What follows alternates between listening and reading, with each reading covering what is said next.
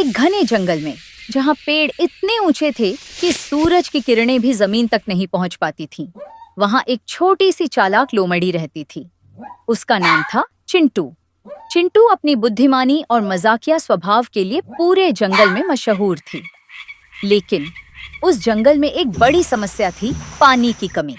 गर्मियों में तालाब सूखने लगे और जानवरों के बीच झगड़े होने लगे। एक दिन चिंटू ने सुना कि जंगल के बूढ़े कछुए महाराज टेकचंद के पास एक रहस्यमयी नक्शा है जो अमर जलधारा का रास्ता बताता है। यह कहा जाता था कि इस नक्शे को पढ़ने वाला ही उस अदृश्य नदी तक पहुंच सकता है। चिंटू ने ठान लिया, वह इस नक्शे को ढूंढकर जंगल की प्यास बुझाएगी। लेकिन समस्या यह थी कि महाराज टेकचंद किसी पर भरोसा नहीं करते थे। उन्होंने नक्शे को अपने खोल में छुपा रखा था। चिंटू ने एक योजना बनाई।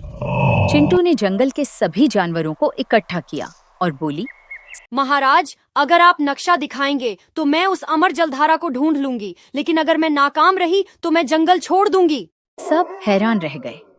महाराज टेकचंद ने मुस्कुराते हुए कहा, ठीक है, लेकिन नक्शा पढ़ने के लिए तुम्हें 3 पहेलियां सुलझानी होंगी।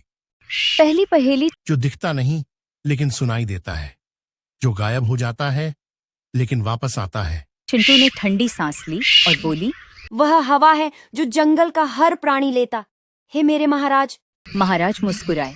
दूसरी पहेली, वह कौन है जो बिना पंखों के उड़ता है, बिना आंखों के देखता है। चिंटू ने सोचा और चिल्लाई, वह आवाज है जो इस जंगल की है मेरे महाराज। जंगल में तालियां बज उठीं। तीसरी पहेली, जो तुम्हारा है लेकिन दूसरे इस्तेमाल करते हैं।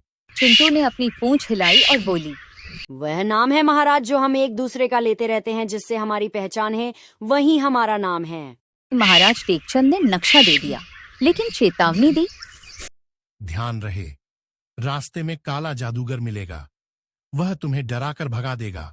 नक्शे के अनुसार चिंटू को पुराने बरगद के पेड़ के नीचे एक गुफा में जाना था। गुफा के अंदर अंधेरा था और हवा में एक डरावनी सी सिसकी गूंज रही थी। अचानक एक लंबी छाया ने चिंटू को घेर लिया। काला जादूगर। उसके हाथ में एक जादुई लाठी थी जो चमकती हुई आंखों वाले सांप में बदल गई। चिंटू डरी नहीं। उसने जादूगर से पूछा, है महान काले जादूगर, आप यहाँ अपना डर क्यों फैला रहे हो? जादूगर हंसा और बोला, किया कि मैं यहाँ सदियों से हूँ और कोई मुझे मिलने नहीं आया, या फिर किसी ने मुझसे दोस्ती करने की कोशिश की, क्योंकि मैं यह कैद हो चुका हूँ। चिंटू ने समझदारी दिखाई और बोली, अगर तुम डराना बंद कर दो तो सब तुम्हारे दोस्त बन जाएंगे और आप यहाँ से आजाद है जाएंगे। जादूगर ने लाठी फेंक दी और रोने लगा। उसका असली नाम नीलू था और वह बस मजाक कर रहा था। नीलू ने चिंटू को गुफा के अंत तक ले जाया, जहाँ एक चमकती नदी बह रही थी। यही थी अमर जलधारा। लेकिन तभी नदी के पानी ने आवाज दी, इस पानी को ले जाने के लिए तुम्हें एक बलिदान देना होगा। अंतिम परीक्षा। चिंटू ने पूछा, कैसा बलिदान बताए, मैं देने को तैयार हूँ। नदी बोली, तुम्हें अपनी सबसे प्यारी चीज यहाँ छोड़नी होगी। चिंटू के पास एक पुरानी घड़ी थी जो उसकी माँ ने दी थी। उसने घड़ी नदी में फेंक दी। नदी ने गर्जना की और बोली, तुमने स्वार्थी नहीं बनकर सच्चा बलिदान दिया। यह लो, पानी सदा के लिए तुम्हारा। चिंटू ने जलधारा का रास्ता बदलकर जंगल तक पहुंचाया। तालाब भर गए, पेड़ हरे हो गए और जानवरों ने चिंटू को जंगल की रानी घोषित कर दिया। नीलू जादूगर अब सबका दोस्त बन गया और महाराज टेकचंद ने कहा, बुद्धि और दयालुता ही असली जादू है। कहानी का नैतिक दिमाग से काम लो, डर को हराओ, स्वार्थ छोड़कर दूसरों की मदद करो। अकेलापन कभी कभी बुराई की वजह बन जाता है। दोस्ती का हाथ बढ़ाएं।